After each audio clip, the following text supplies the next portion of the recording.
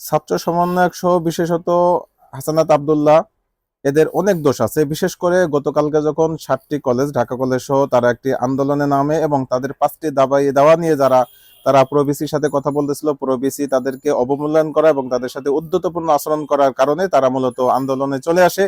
এবং এরপরে দেখা যাচ্ছে ঢাকা ভার্সিটি এবং ওই ছাত্রদের ভিতরে একটি ধাওয়া পাল্টা ধাওয়াকে কেন্দ্র করে একেবারে রণক্ষেত্র তৈরি হয়।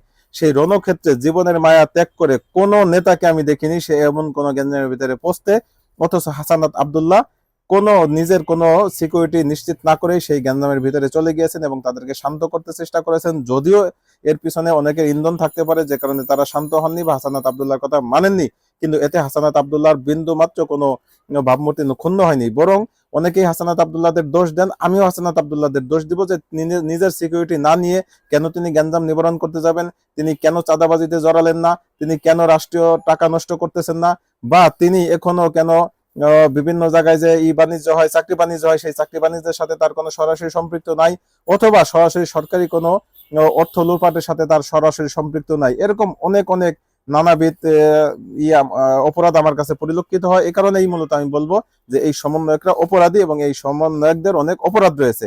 অতএব আপনাদের সাথে আমি কথা সুর মিলে বলবো যে এই সমন্বয়করাও অপরাধী।